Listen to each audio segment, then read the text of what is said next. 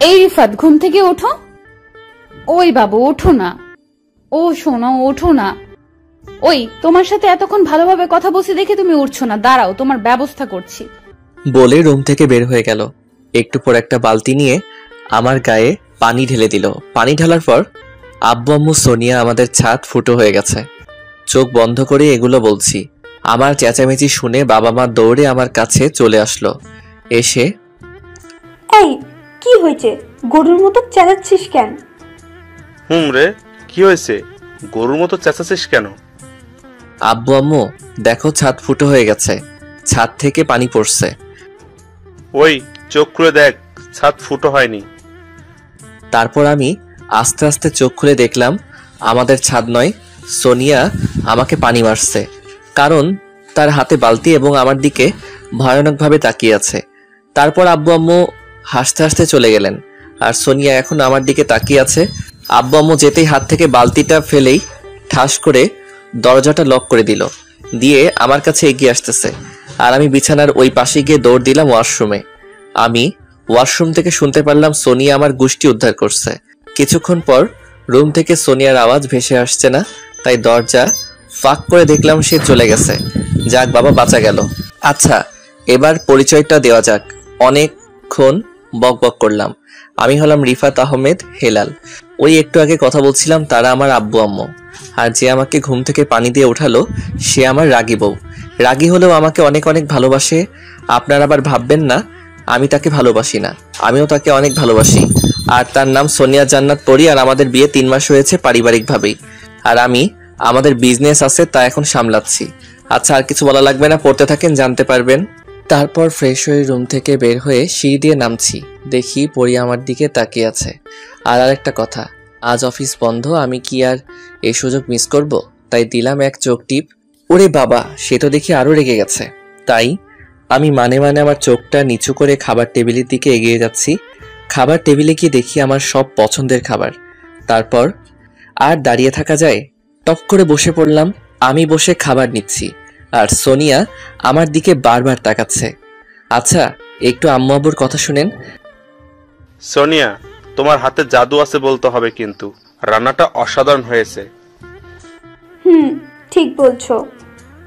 আমি তো আম্মু আব্বুর কথা শুনে আর উৎসাহ নিয়ে মুখে খাবারটা তোলা মাত্র আমার মুখ থেকে যেন আগুন বের হচ্ছে। মানে বুঝলেন না তো, মানে খাবারের মধ্যে এত ঝাল, সেই রকম ঝাল আমি কোনোদিন খাইনি। কারণ আমি ঝাল কম খাই। তাহলে কে করেছে এটা? প্লেট থেকে মাথা উঁচু করে দেখলাম সোনিয়া আমার দিকে তাকিয়ে মুচকি মুচকি হাসছে। তার মানে এটা সোনিয়া করেছে। দাঁড়াও, একবার তোমাকে হাতের কাছে পাই, দেখবা আমাকে ঝাল খাওয়ানো কি মজা। এদিকে আমার যায় অবস্থা, ঝালের চোটে আমার চোখ থেকে পানি পড়া শুরু হয়ে গেছে। তা দেখে আম্মু বলল, কি রে, কি হয়েছে? তুই কান্না করছিস কেন? তোর কি হয়েছে? আমি তোমাদের কি করে বলবো? না না, কান্না করব কেন? তোমার বৌমার রান্না অনেক মজা, তাই সুখের ঠেলায় চোখ থেকে কখন যে পানি এসে পড়লো টেরই পাইনি। সোনিয়া আমার রান্নার স্বাদ যেন মুখে লেগে থাকে। আমি তো আগে থেকে এখন বেশি খাই। আমিও। মনে মনে আমার খাবারে যে এত ঝাল দেবে আমি কি জানতাম? তাহলে তো ওই কান থেকে খাবার খাইতাম। আরে বুঝলেন না তো, আজ আমাকে সোনিয়া আলাদা করে আমার জন্য খাবার রাখছিল, আর তার আলাদা খাচ্ছিল। আমার তো ঝালে মুখটা পুড়ে যাচ্ছে। তারপর কোনো মতে খাবারটুকু খেয়ে দৌড়ে রুমের দিকে যেতে লাগলাম। পিছন থেকে আব্বু আম্মু বলছে, কি রে এভাবে দৌড়াচ্ছিস কেন? কে শুনে কার কথা? আর সোনিয়া তো এক নাগারে হেসে যাচ্ছে। আমি রুমের মধ্যে এসেই ওয়াশরুমে ঢুকে গেলাম। ওয়াশরুমে ঢুকে মুখ থেকে লালা ফেলছি আর কুলি করছি, তবুও ঝাল কমছে না। তারপর অনেকক্ষণ করার পর একটু কমলো, তাই রুমে এসে দেখি সোনিয়া মুচকি মুচকি হাসছে। আমাকে দেখে তো সে হাসিতে ফেটে পড়ল। এইটা দেখে আমার আরো রাগ উঠে গেল। বললাম, ওই এইভাবে পেতনির মতো হাসাহাসি বাদ দাও, না হলে। কি? আমি পেতনি? তোমার বউ পেতনি? তুমি পেতনি? এই রে, কি বলে ফেললাম আমি? পেতনি? ও, আমার বউ যদি পেতনি হয় আপনি কি অন্য কেউ? না মানে আমি বলতে চাচ্ছিলাম। আচ্ছা সেসব ছাড়ো, আগে বলো তুমি আমাকে ঝাল দিছো কেন? দিছি, বেশ করেছি। আমার সাথে লাগতে আসা হারে হারে টের পাইছো। তোমাকে যে আমি কি করব? কি করবে গো? দেখবা কি করি। এই, তুমি এগিয়ে আসছো কেন? না, আমি দেখাবো আমি কি করতে পারি। এই, তুমি কাছে আর বলতে দিলাম না, টপ করে আমার ঠোঁট জোড়া আর তারটা এক করে দিলাম। আমি এমন একটা করব হয়তো সোনিয়া ভাবতে পারিনি, তাই ছাড়া পাওয়ার জন্য ছটফট করছে। তারপর আমি 10 মিনিট পর ছাড়লাম, আর এখন আমার একটু ঝাল লাগছে না ছাড়ার পর। এই, তুমি কি আমাকে মেরে ফেলতে চাইছিলে? না, তুমি তো বলছিলে আমি কি করতে পারি, তাই দেখিয়ে দিলাম আমি কি করতে পারি। তাই বলে এভাবে? আচ্ছা, সেই সব কথা ছাড়ো। তোমার ঠোঁটটা তো মিষ্টি কেন বলো তো? মনে চাই খেয়ে ফেলি। নে খা। আমার ঠোঁটের অবস্থা খারাপ করে দিয়ে বলছে আবার খেয়ে ফেলি। আরে এভাবে রাগ করছো কেন? আচ্ছা একটা কথা বলি, বিকালে ঘুরতে যাব, ঠিক আছে? বিকালে রেডি হয়ে থেকো। আমার কথা শুনে সোনিয়া অনেক খুশি হলো। সত্যি? আচ্ছা, আমি রেডি থাকবো। আচ্ছা, এবার একটু আদর করো না। ওই, তোমার কি সারাদিন আদর মনে চায়? আরে রাগ কেন, একটু প্লিজ। আচ্ছা, শুধু একটা কিস, ওকে? কি মজা। যা দুষ্টু। আর আমি বিছানায় গিয়ে শুয়ে পড়লাম। কখন যে চোখটা লেগে গেছে মনেই নেই। এবারও ঘুমাচ্ছি। কে আবার পানি দিয়ে দিল, তাকিয়ে দেখি সোনিয়া। এইবার কি হলো, পানি দিছো কেন? তো কি করব, কতক্ষণ ধরে ডাকছি, তোমার তো কোনো সারা শব্দ নেই, তাই উপায় না পেয়ে পানি দিলাম। ওই, তুমি এত আনরোমান্টিক কেন বলো তো? কি, আমি আনরোমান্টিক? ও আচ্ছা, এসব কথা রাতে হবে, কে রোমান্টিক আর কে আনরোমান্টিক। এবার উঠে পড়ো, মসজিদে যাও। যাচ্ছি বলে বিছানা ছেড়ে উঠে গোসল করে মসজিদের দিকে রওনা দিলাম। তারপর নামাজ পড়ে আবার বাড়ির দিকে রওনা দিলাম। বাসায় এসে রুমে গিয়ে দেখলাম সোনিয়া সবেমাত্র গোসল করে আসছে। দেখতে অনেক সুন্দর লাগছে। আমি আর না তাকিয়ে তাকে জড়িয়ে ধরলাম। এই, কি করছো? ছাড়ো বলছি। ছাড়তে ইচ্ছা করছে না। এই, তুমি না বলছিলে আমি আনরোমান্টিক, তাহলে আমার কাছে আসছো কেন? আরে তখন তো এমনি বলছিলাম। এই, ছাড়ো বলছি। বলে এক ঝাটকায় ছাড়িয়ে দিল। আমাকে ছাড়িয়ে আয়নার কাছে গিয়ে সাজতে লাগলো, আর আমি বিছানায় বসে বসে তার দিকে তাকিয়ে আছি। আর তেমন সাজছে না, ঠোঁটে লিপস্টিক আর কিছু না। সে দেখতে অনেক সুন্দর, তাই বেশি মেকআপ করে না। আর সোনিয়া মেকআপ করা পছন্দ করে না। সে রেডি হয়ে খাবার সাজাতে চলে গেল। একটু পর, এই আসো, আব্বু আম্মু খাবার নিয়ে বসে আছে। না আমি খাবো না। কেন, তোমার কি শরীর খারাপ লাগছে? না, তুমি যদি আবার ঝাল খাওয়াও। এবার ঝাল খাওয়াবো না। তারপর অনেক কিছু বলল, তাই তার সাথে নিচে গিয়ে খাবার টেবিলে গিয়ে খাওয়া শেষ করলাম। আর সোনিয়া ওইসব গোছাচ্ছে। এই ফাঁকে আমি একটু ঘুমিয়ে নেই বলে ঘুমিয়ে গেলাম। বিকালে সোনিয়ার ডাকে ঘুম ভাঙলো, তাই উঠে আমি রেডি হয়ে সোনিয়াকে বললাম রেডি হতে। আমি গিয়ে বসার ঘরে বসে বসে তার জন্য অপেক্ষা করতে শুরু করলাম। একটু পর সে নামলো।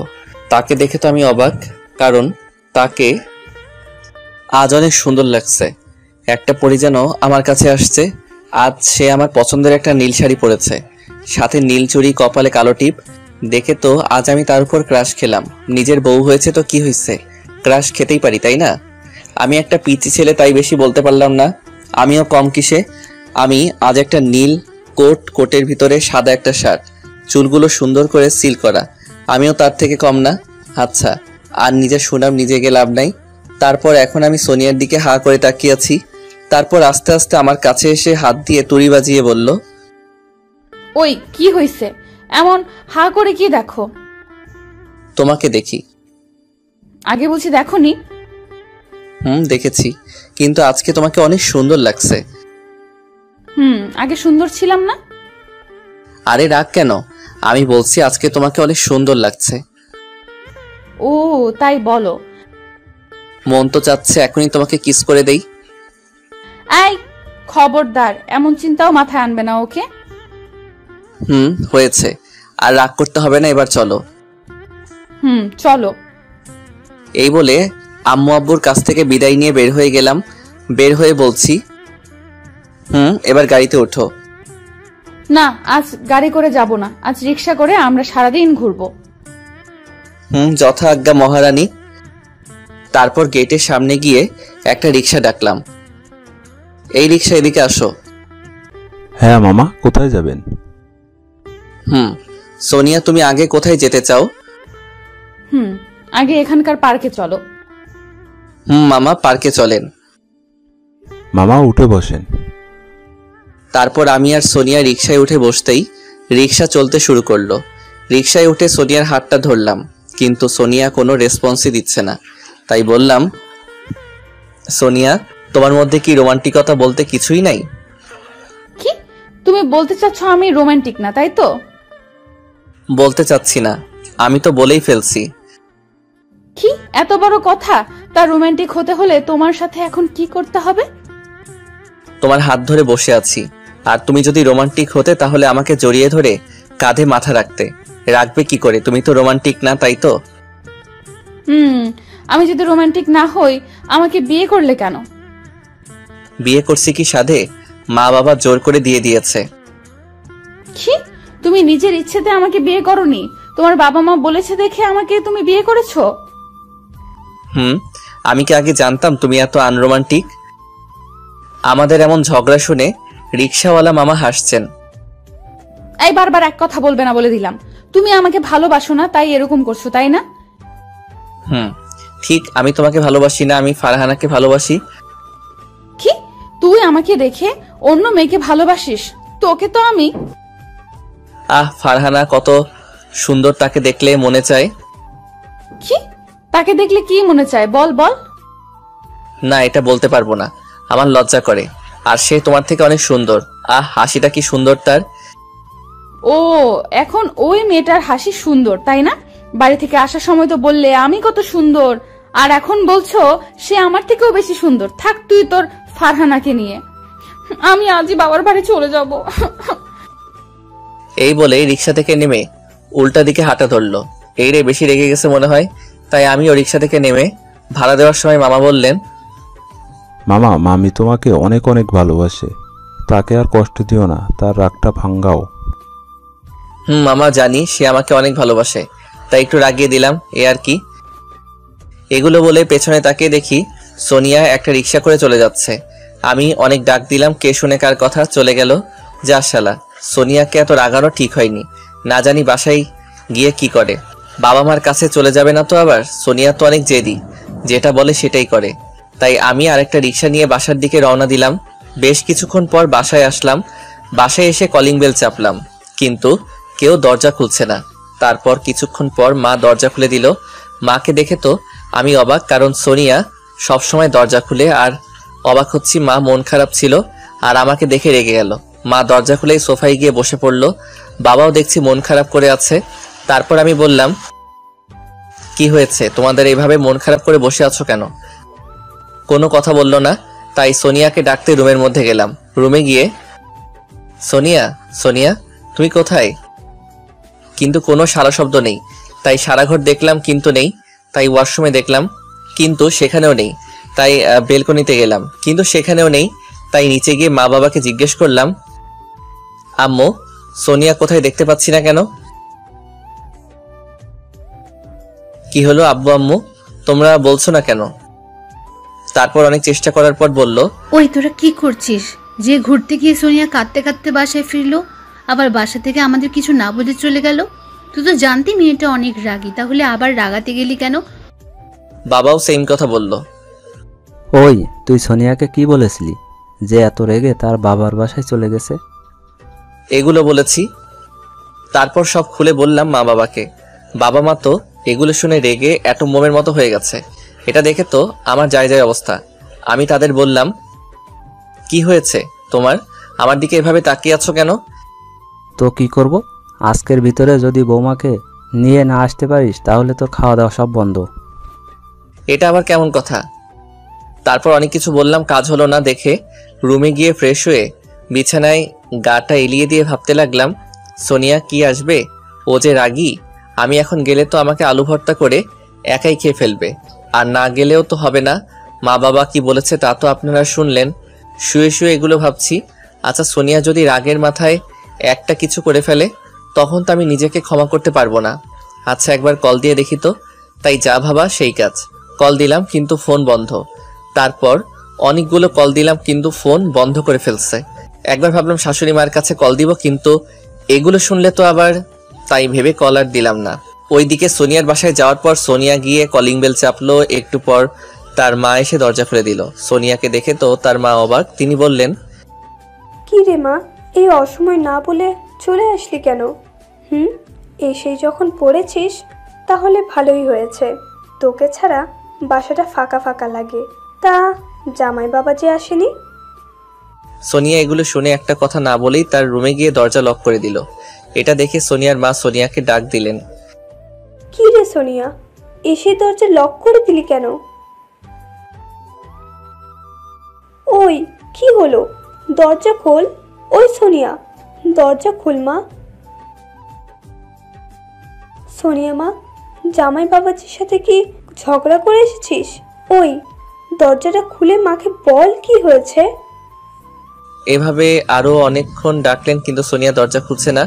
আর এদিকে সোনিয়া দরজা লক করে কান্না করতে শুরু করলো। সে বলল, যাকে আমি আমার জীবনের চাইতে বেশি ভালোবাসি সে কিনা অন্য কাউকে ভালোবাসে, আর আমাকে বিয়েও করেছে শুধু তার বাবা মার ইচ্ছে পূরণ করতে।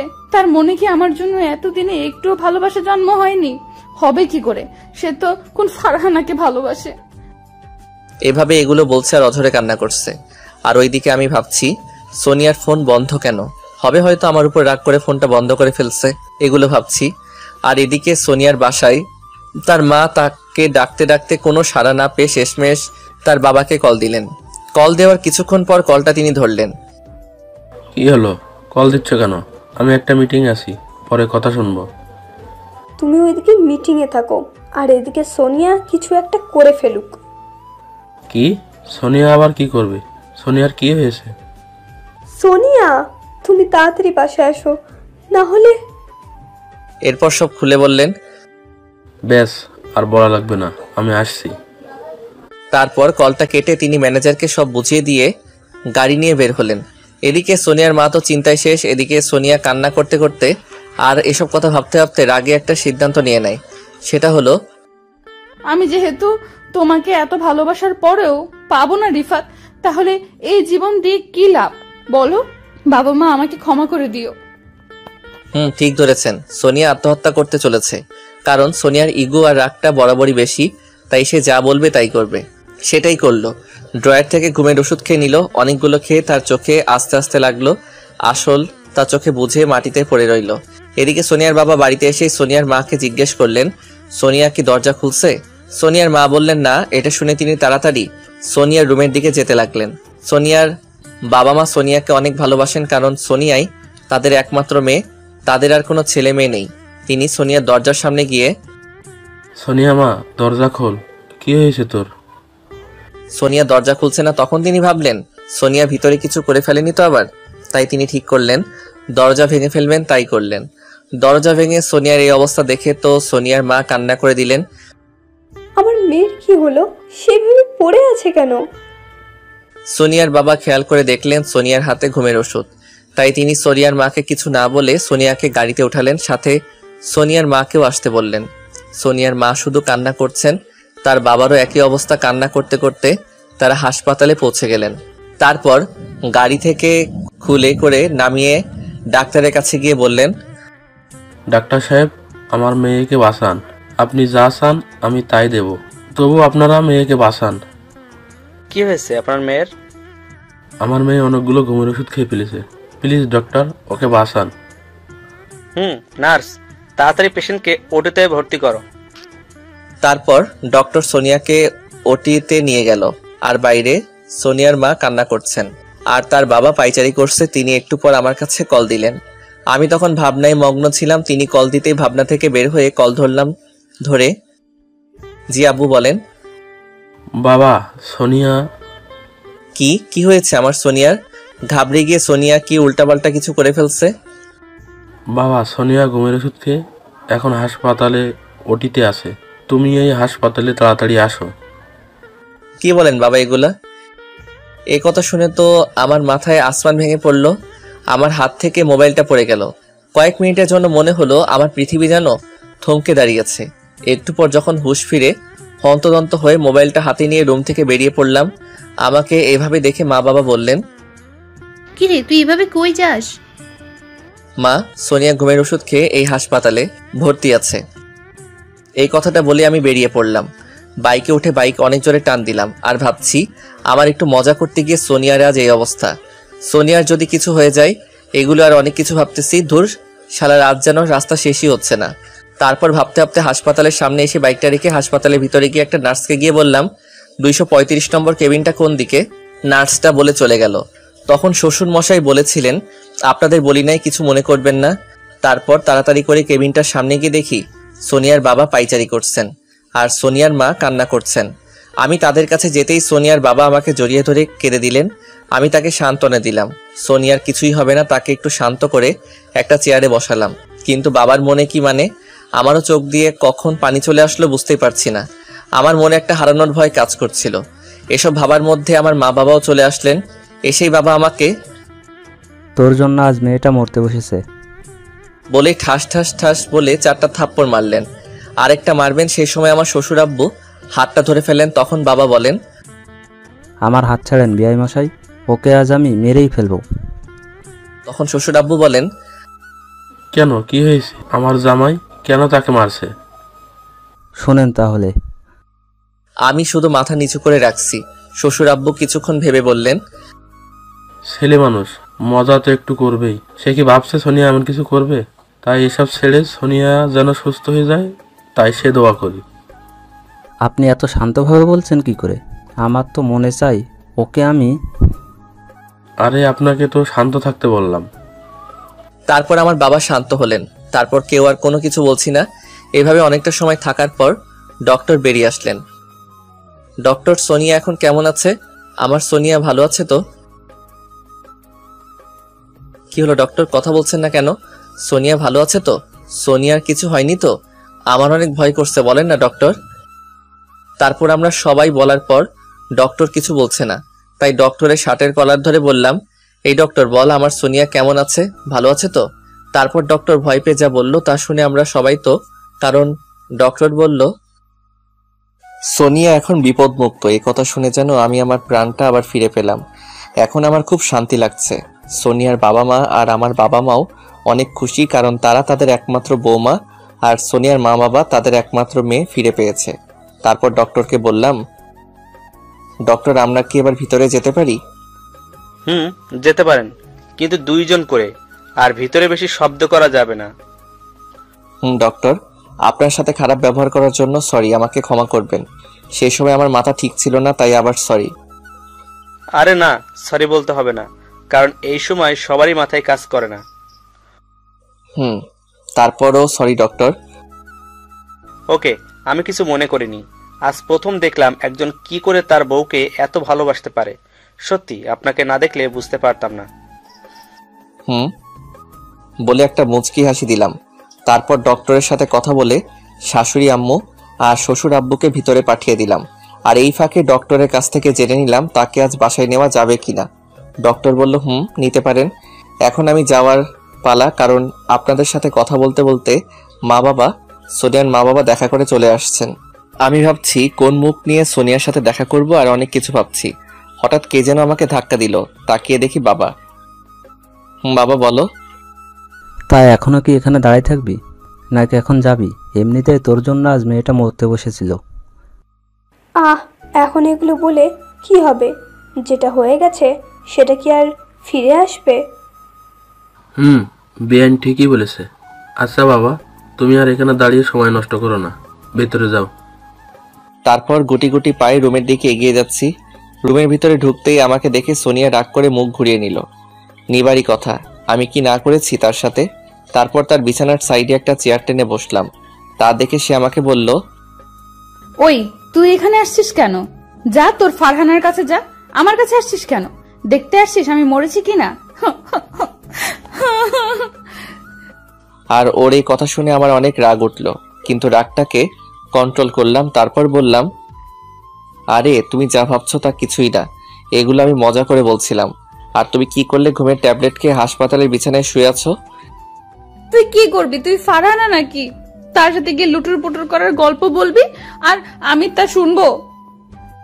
আমি কি করে বোঝাবো আমি ফারহানা নামের কাউকে চিনি না? ওকে, তোকে বিশ্বাস করলাম। তুই এই কথা যে আমাকে বলছিস, এখন যদি আমি আর বলতে পারলো না। আমি তাকে টান মেরে কাছে এনে চারঠো ট্যাগ করে দিলাম। প্রথম প্রথম একটু লাফালাফি, সরি সে তো অসুস্থ, লাফাবে কি করে? আচ্ছা সেসব কথা বাদ। তারপর 5 মিনিট পর ছাড়লাম। সে এখন শান্ত হয়ে গেছে। তারপর আমি বললাম, কি ম্যাডাম, প্রথমে তো ধাক্কাধাক্কি করছিলেন, পরে আবার শান্ত হয়ে গেলেন কেন? এই রে, আবার রেগে গেল? তোকে তো আমি যখনই আমাকে মারতে আসলো তখনই মা বাবা, সোনিয়ার মা বাবা রুমের মধ্যে ঢুকে গেলেন। তাই আবার ঠিক হয়ে বসে পড়লো আর আমার দিকে রাগীভাবে তাকিয়ে থাকলো। তখন মা বাবা বললেন, এবার বাসায় চল, ডাক্তার বলেছে আজ বাসায় নিতে পারবো। বাবা চলো। বাবা আবার বললেন, ওই সোনিয়া মা কি একা একা যেতে পারবে? তাকে কোলে করে নিয়ে আয়। বলে তারা সবাই বাইরে গিয়ে গাড়িতে বসে পড়লো। সোনিয়ার মা বাবা আর আমার বাবা মা এক গাড়িতে বসলো। তারপর আমি সোনিয়াকে কোলে করে বাইরে নিয়ে আমাদের আরেকটা গাড়িতে নিয়ে বসালাম। আর হাসপাতাল থেকে বের হওয়ার সময় সবাই আমার দিকে তাকিয়েছিল। সেটা দেখে সোনিয়া তো লজ্জায় লাল হয়ে গিয়েছিল। তা গাড়িতে গিয়ে বসিয়ে ড্রাইভার আঙ্কেলকে বললাম, তুমি আমার বাইকটা নিয়ে আসো। আঙ্কেল বললেন, আচ্ছা বাবা। তারপর গাড়িতে বসে গাড়ি ছাড়লাম। সোনিয়াকে বললাম, ওই সোনিয়া, কথা বলো না কেন? কি হলো, কথা বলবা না? কি হলো বাবু, তুমি কি এখনো আমার উপর রাগ করে আছো? সোনিয়া আমার দিকে রাগী চোখে তাকালো, তারপর বলল, ওই কে তোর বাবু? আমাকে বাবু বললে আমি এক্ষুনি গাড়ি থেকে নেমে পড়বো। এই না, গাড়ি থেকে নামা লাগবে না, আমি আর কিছু বলবো না। কারণ যে মেয়ে যেটা বলে সেটাই করে, তাই চুপচাপ গাড়ি চালিয়ে বাসায় চলে আসলাম। তারপর সোনিয়াকে কোলে করে নামাতে গেলাম। সে বলল, তুই আমাকে স্পর্শ করবি না। এ কথা বলে হনহন করে বাসায় চলে গেল। আমিও আর কিছু বললাম না। আরেকটা কথা, আজ সোনিয়ার বাবা মা ও আমাদের বাসায় আজকে থাকবে। তারপর আমি রুমে গেলাম। গিয়ে দেখি সোনিয়া ফ্রেশ হয়ে বিছানায় আধা শোয়া হয়ে আছে। তা দেখে বললাম, তোমার কি খারাপ লাগছে? আমার কথা শুনে সোনিয়া বলল, ওই তুই কে রে? আমার বিষয়ে তোকে আর কথা বলতে হবে না। অনেক রেগে কথাটা বলল। তারপর আমি বললাম, সোনিয়া, আমার একটা ভুলের জন্য তুমি আমার সাথে এভাবে কথা বলতে পারো না। আমি একটু রাগ দেখিয়ে বললাম। সে তো আরো রেগে গেল। ওই আগে বল, তুই আমার কে যে তোর সাথে অন্যভাবে কথা বলবো? হ্যাঁ, আগে ছিলি, কিন্তু এখন তুই আমার কেউ না। তাই আমার বিষয়ে কথা বলবি না। তুই তোর মতো থাক, আমি আমার মতো। ওর কথায় যেন আমার ভিতরটা ফেটে যাচ্ছে। তবুও তার রাগ ভাঙাতে হবে। তাই আমিও ফ্রেশ হয়ে একটু দোকানে গেলাম। দোকানদারকে বললাম, মামা 1 প্যাকেট সিগারেট দেন তো। মামা নেন। তা আজ হঠাৎ সিগারেট কেন মামা? না এমনি। এ কথা বলে টাকা দিয়ে চলে আসলাম বাসায়। গিয়ে বাসার ছাদে উঠলাম সিগারেট নিয়ে। আর হ্যাঁ, আরেকটা কথা, আগে আমি কখনো সিগারেট খাইনি। আজ প্রথম সোনিয়ার কথায় অনেক কষ্ট পাইছি। তাই আর কি, মানুষে বলে নেশা বা সিগারেট খেলে নাকি একটু হলেও কষ্টটা একটু কমে। তারপর লাইটার দিয়ে সিগারেট একটা ধরালাম। প্রথমে একটু কষ্ট হয়েছে খেতে, পরে ঠিক হয়ে গেছে। সিগারেট খাচ্ছি আর ভাবছি, আর এদিকে সোনিয়া ভাবছে, চান্দু, তোমার জন্য আমি মরতে বসছিলাম। তোমাকে কি এমনি এমনি ছেড়ে দিতে পারি বলো? তোমার সাথে কয়েকদিন বাজে ব্যবহার করব, তারপরে সব ঠিক করে নেব। আর এদিকে আমি কিভাবে সোনিয়ার রাগটা ভাঙাতে পারি তাই ভাবছি। ও মাথায় একটা আইডিয়া আসছে। আর 5 দিন পর তো সোনিয়ার জন্মদিন, দেখি ওই দিন কিছু করা যায় কিনা। সিগারেট খাচ্ছি আর ভাবছি আর কি, এসব ভাবছি হঠাৎ করে ফোনটা বেজে উঠলো। পকেট থেকে ফোন বের করে দেখি বাবা কল দিয়েছেন। তাই সিগারেট ফেলে তাড়াতাড়ি কলটা ধরলাম। ধরতেই, কই রে তুই? কয়টা বাজে? সেদিকে খেয়াল আছে তোর? তাড়াতাড়ি খাবার টেবিলে আয়, আমরা সবাই তোর জন্য অপেক্ষা করছি। বাবা আসছি, এই বলে কলটা কেটে দিলাম। তারপর আমার রুমের দিকে হাঁটা ধরলাম। রুমে গিয়ে দেখি সোনিয়া রুমে নেই, হয়তো নিচে গেছে। তাই ওয়াশরুমে গিয়ে মুখটা ভালোভাবে পরিষ্কার করে নিলাম, না হলে বাবা আমাকে মেরে ফেলবে। কারণ বাবা সিগারেট জিনিসটা পছন্দ করেন না। তাই তারপর দেখলাম আর কোনো গন্ধ নেই, তাই খাবার খাওয়ার জন্য রওনা দিলাম খাবার টেবিলে। আর হ্যাঁ, এখন রাত 11:30 বাজে। তারপর খাবার টেবিলে যেতেই মা বললেন, কি রে, এতক্ষণ কই ছিলি? না মা, একটু ছাদে ছিলাম। এবার বাবা মা দুইজনই বললেন, আর কোনোদিন এভাবে ফাজলামো করবি না। আজ এই ফাজলামো করার জন্য আজ আমরা সোনিয়াকে হারাতে বসেছিলাম। আমি শুধু মাথা নিচু করে তা শুনছি। সোনিয়াও তাই। সোনিয়া হয়তো ভাবছে তার মা বাবাও, আমার মা বাবা তাকে এত ভালোবাসেন আর সে কিনা মরতে বসছিল। সব হয়েছে ওই পচা ইঁদুরের জন্য। আরো অনেক কিছু বলে আমার গোষ্ঠী উদ্ধার করছে। আর আমি ভাবছি আর কোনোদিন আর এরকম ফাইজলামো করা যাবে না। মা বাবা তো ঠিকই বলেছেন। তারপর খাওয়া দাওয়া করে রুমে আসলাম। এসে বিছানায় একটু শুয়ে পড়লাম। আমার আসার 10 মিনিট পর সোনিয়া আসলো। এসে আমাকে বিছানায় দেখে বলল, ওই তুই আজ থেকে আমার পাশে শুতে পারবি না। কেন, বিছানা কি তোমার একার? এটাতে আমারও ভাগ আছে। আমি ভাগটা কিচ্ছু বুঝি না। আমি যাটা বলছি সেটা কর, না হলে কিন্তু আমি শ্বশুর আব্বুকে ডাক দিব। তারপর আর কি, সোফায় এসে শুয়ে পড়লাম। কারণ আব্বু এখন আমার উপর রেগে আছেন, তাই আর কি। সোফায় আমি কোনোদিনও শুইনি, তাই ঘুম আসছে না। সোনিয়ার দিকে তাকিয়ে দেখি ঘুমিয়ে গেছে। যাবেই তো, শরীর তো আর ভালো না। বর বিয়ের পর থেকে নীলিমাকে জড়িয়ে না ধরে আমি একটা দিনও থাকিনি, তাই আর ঘুম আসছে না। তারপরও খুঁজে খুঁজে ঘুমটাকে নিয়ে এসে ঘুমিয়ে পড়লাম। সকালে ঘুম থেকে উঠে দেখি অনেক বেলা হয়ে গেছে, অথচ আমাকে কেউ ডাক দিল না। কি আর করার, সোফা থেকে বালিশ বিছানায় রেখে ওয়াশরুমে গিয়ে ফ্রেশ হয়ে বের হলাম। তারপর একেবারে রেডি হয়ে রুম থেকে বের হয়ে নিচে গিয়ে দেখি সবাই সোফার মধ্যে বসে গল্প করছে। আমি বললাম, মা নাস্তা দেন। আমার কথায় মা বললেন, যা টেবিলে গিয়ে দেখ সবকিছু রাখা আছে, ওইখান থেকে নিয়ে খেয়ে ফেল। এই কথা শুনে রাগ উঠে গেল, তাই বাসা থেকে বের হয়ে গেলাম।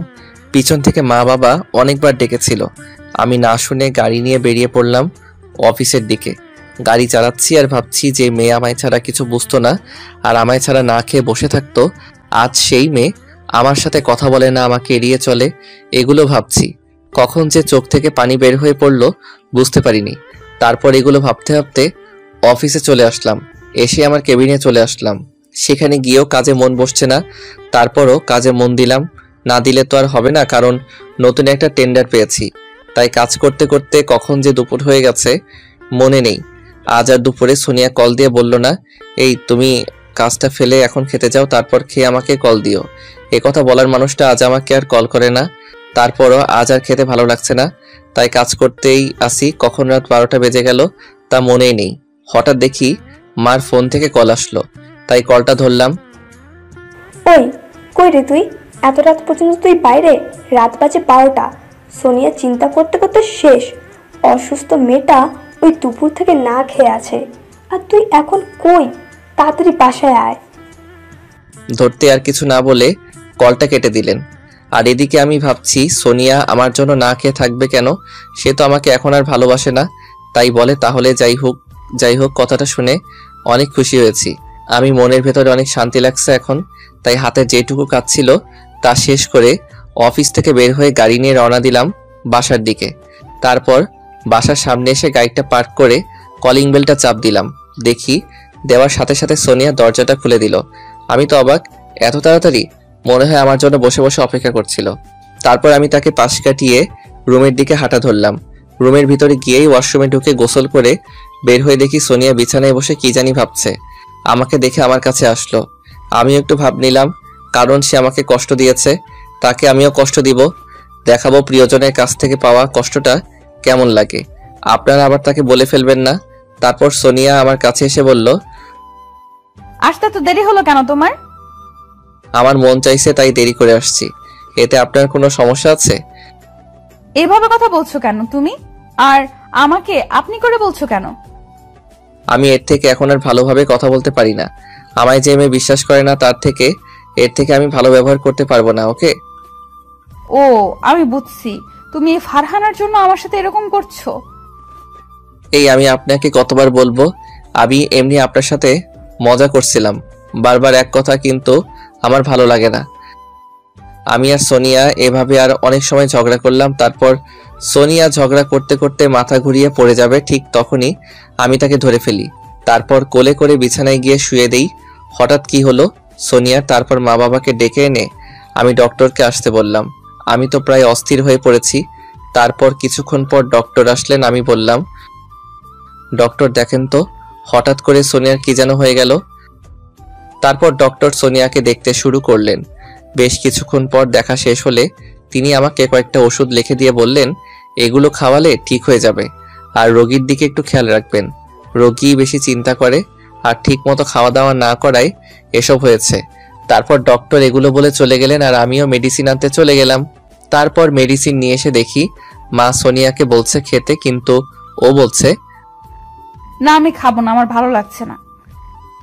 ভালো না লাগলেও তো একটু খেতে হবে মা, নাহলে তুই সুস্থ হবি কি করে?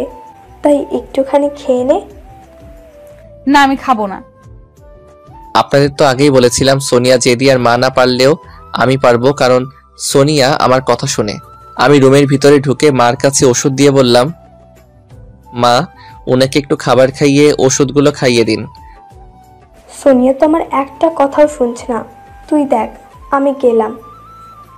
বলে মা চলে গেলেন আর সোনিয়া আমার মুখের দিকে তাকিয়ে আছে। সে চাচ্ছে আমি যেন তাকে খাইয়ে দেই, আর আমাকে না দিয়ে বা কি করব, কারণ সে অসুস্থ আর জেদ ধরে বসে আছে। তারপর আমি প্লেট হাতে নিয়ে বললাম, নিন খেয়ে নিন। আমার কথা শুনে তো সে সেই লেভেলের খুশি।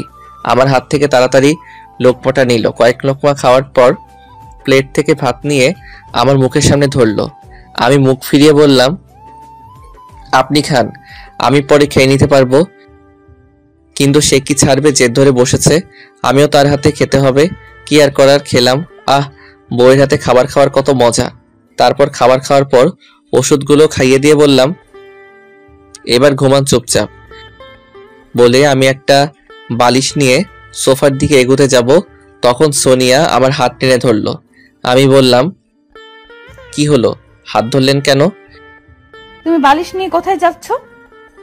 কেন, সোফায় শুতে যাচ্ছি, নাকি রুমেও থাকতে দিবেন না? এইভাবে কেন কথা বলছো? আমাকে কি ক্ষমা করা যায় না? করুণ ভাবে বলল কথাটা। আপনাকে তো আমি কবেই ক্ষমা করে দিয়েছি, আবার কিসের ক্ষমা? তো ক্ষমা করলে সোফায় শুতে যাবে কেন? আর আপনি করে বলছো কেন? না, এমনি ওকে আমার ভালো লাগছে না, আমি শুয়ে পড়ি বলে সোফায় বালিশ রেখে শুয়ে পড়লাম। আর এদিকে সোনিয়া মনে মনে বলছে, আমি কি এমন করেছি যে আমাকে এইভাবে ইগনোর করছো? ফুপিয়ে কেঁদে ওঠে তার কান্নার শব্দ আমার কানে আসে, কিন্তু আমি কিছু বলিনি।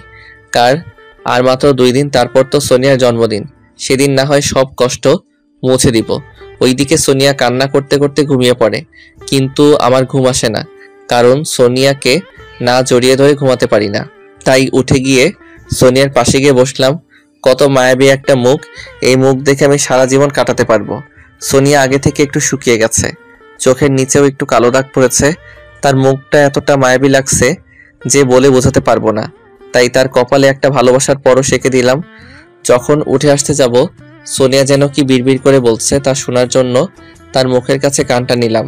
নিয়ে তো আমি অবাক, কারণ সোনিয়া বলছে, রিফাত খুব ভালোবাসি তোমায়, আমায় কোনোদিন ছেড়ে যেও না প্লিজ। তুমি ছেড়ে গেলে আমি মরে যাব। তার এমন ভালোবাসা দেখে আমার চোখ থেকে পানি বের হয়ে গেল। সোনিয়া আমাকে এত ভালোবাসে, আর আমি কি না থেকে কষ্ট দিচ্ছি? থাক, একটু কষ্ট পাক, 2 দিন পর সব কষ্ট মুছে দিব তার। এই বলে সোনিয়ার গায়ে চাদর দিয়ে আমি সোফায় এসে শুয়ে পড়লাম। কখন যে ঘুমিয়ে গেছি মনে নেই। ঘুম ভাঙলো পাখির কিচিমিচির শব্দ। ঘড়ির দিকে তাকিয়ে দেখি 6টা বাজে। তাই ওয়াশরুমে গিয়ে ফ্রেশ হয়ে বিছানার দিকে তাকিয়ে দেখি সোনিয়া বিছানায় নেই। আরে মেয়েটা কই গেল? সারা রুম খুঁজে হঠাৎ দেখি বেলকনিতে কে যেন দাঁড়িয়ে আছে। তাই সেখানে গিয়ে দেখি সোনিয়া রেলিং ধরে দাঁড়িয়ে আছে। তাকে দেখে যেন আমার ভিতরটা শান্তি হলো। তার কাছে গিয়ে বললাম, কি হলো, আপনি এত সকাল এখানে কি করেন? ও তুমি উঠে গেছো? না মানে আজ তাড়াতাড়ি ঘুম ভেঙে গেছে, তাই সকালটা দেখতে এখানে দাঁড়িয়ে আছি। আমি আর কিছু না বলে আসতে যাব, সেই সময় সোনিয়া আমায় জড়িয়ে ধরলো। আমি তাকে আস্ত করে ছাড়িয়ে রুমে আর 1 মিনিট না থেকে ছাদে চলে আসলাম, কারণ সোনিয়ার কাছে থাকলে নিজেকে কন্ট্রোল করতে পারতাম না। তাই ছাদে চলে আসলাম। আর ওইদিকে সোনিয়া বলছে, আমি কি এমন করেছি যে আমাকে এভাবে ইগনোর করছো? আমি রিফাতকে কিভাবে বলবো যে তার এমন আচরণ আমি একদম সহ্য করতে পারি না? এগুলো বলছে আর কান্না করছে। তারপর নিজেকে সামলে নিচে গিয়ে দেখে মা উঠে পড়েছে। তাই মার কাছে যেতেই মা বলল, কি রে সোনিয়া, তোকে এমন দেখাচ্ছে কেন? আর তোর চোখ লাল হয়ে আছে কেন? তোর শরীর ভালো আছে তো? না মা, আমি ভালো আছি, আর রাতে ভালো ঘুম হয়নি, তাই মনে হয় এমন দেখাচ্ছে। চলো মা, আমরা নাস্তা বানাতে শুরু করি। না, আজ তোকে নাস্তা বানাতে হবে না। তুই ওই চেয়ারটাতে বস আর আমার কাজ দেখ। মা অনেক বলার পর সোনিয়া বসে মার রান্না দেখছে, আর বাবাও নিচে এসে সোফায় বসে পেপার পড়ছেন। সোনিয়া বলল, মা, আমি বাবার জন্য চা বানাচ্ছি, তুমি গুলো করো। আচ্ছা ঠিক আছে। তারপর সোনিয়া চা বানিয়ে বাবাকে দিয়ে আসলো, আর মাকেও দিল, আর সেও একটা নিল।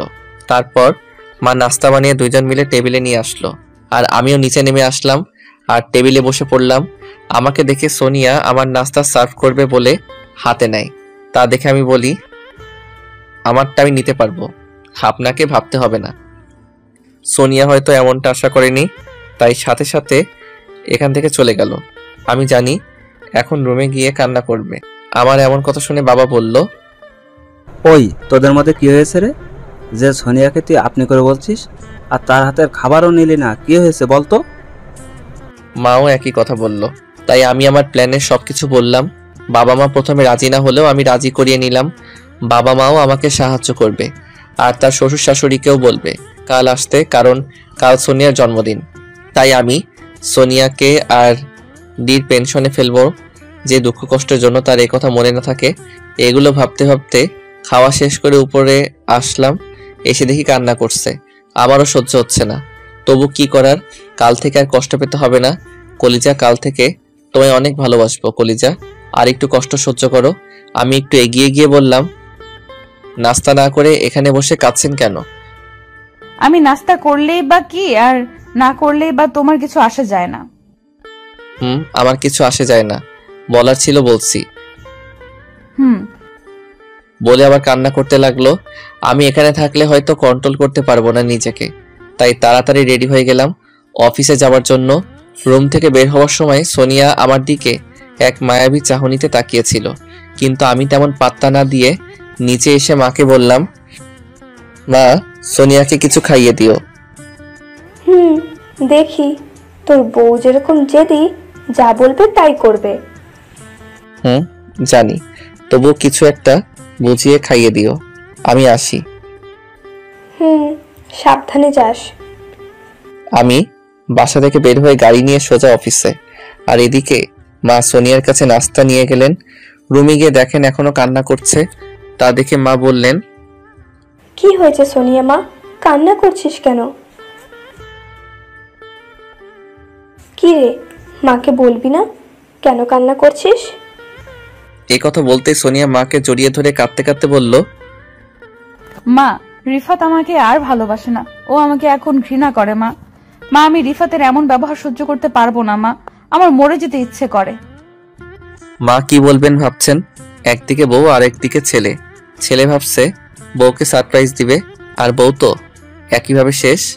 তারা দুই জান যেন আল্লাহর সারা জীবন এমন ভালোবাসতে পারে দুইজনকে। আমিন। তারপর মা বললেন, না মা, মরার কথা বলবি না। তুই তো আমাদের একটা মেয়ে, তোকে ছাড়া আমরা যে থাকতে পারবো না। তো আমি কি রিফাতকে ছাড়া থাকতে পারি? মা, তুমি বলো, ও কেন বোঝে না, কেন আমাকে এভাবে কষ্ট দিচ্ছে? আচ্ছা মা, এভাবে আর কান্না করিস না। সোনিয়া মা, এভাবে পাগলামো করিস না। মেডিসিন না খেলে তোর শরীর খারাপ করবে তো। না, আমি খাবো না, আর মেডিসিনও খাবো না। সোনিয়া মা, এভাবে পাগলামো করিস না। মেডিসিন না খেলে তোর শরীর খারাপ করবে তো।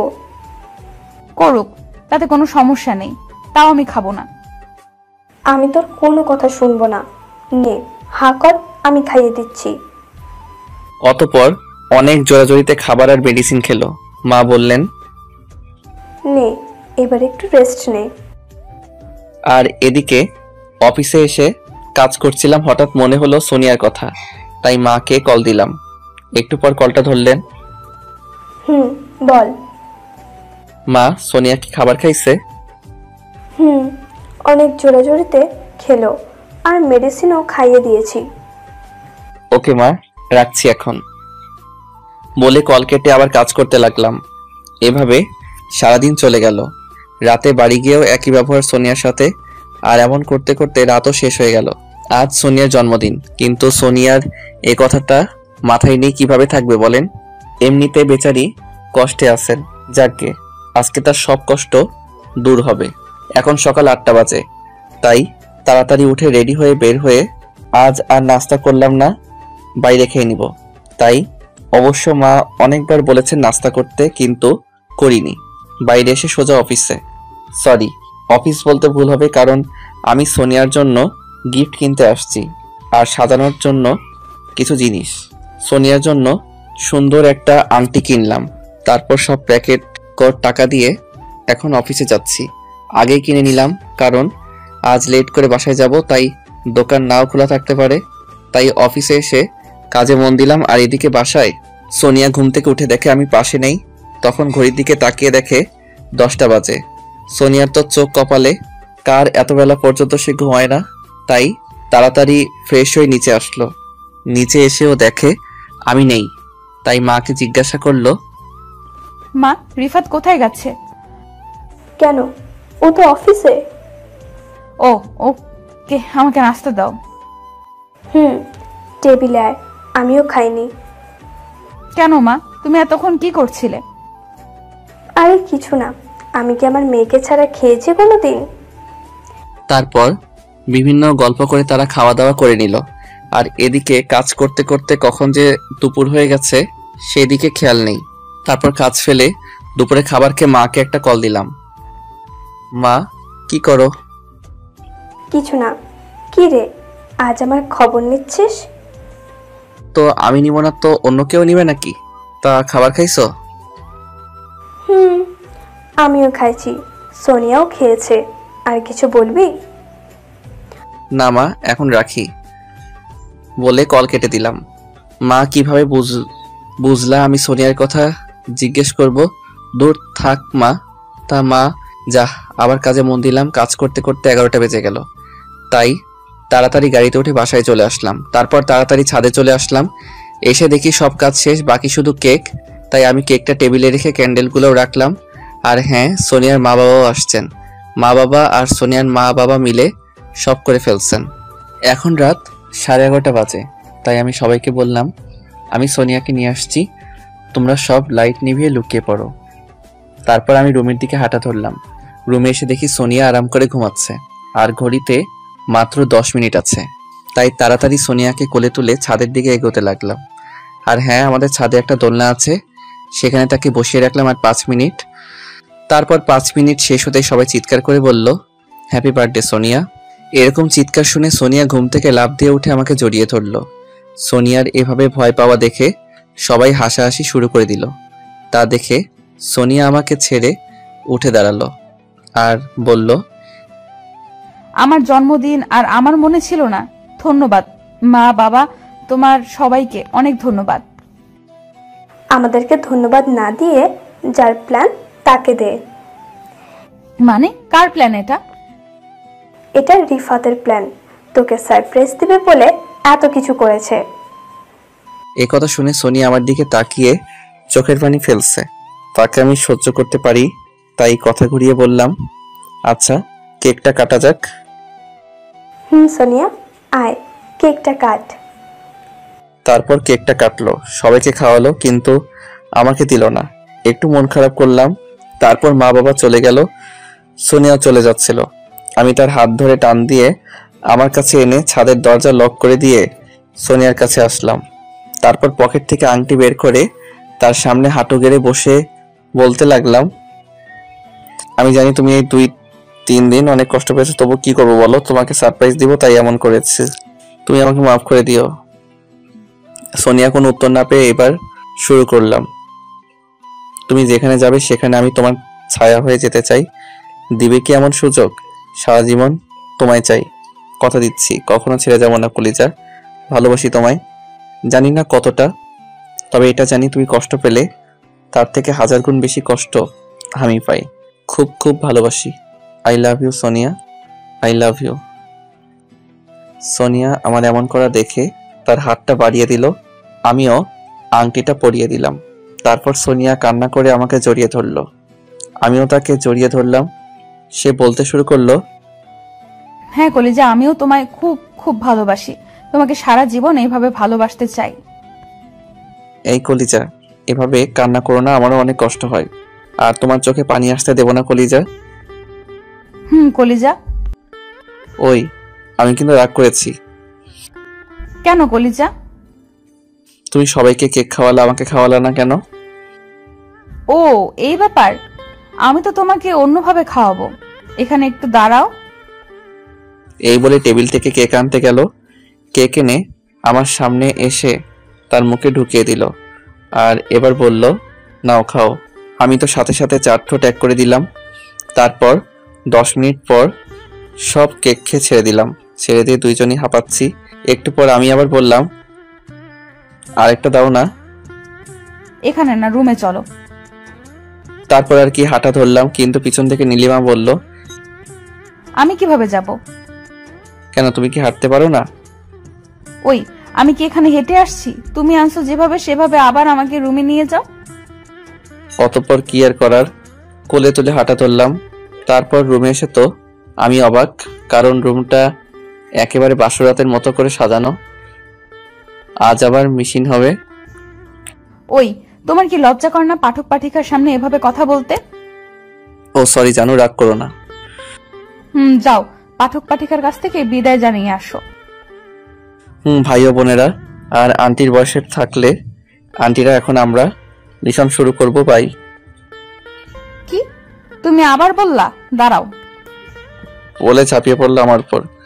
বেঁচে থাকলে দেখা হবে, দোয়া করবেন প্লিজ।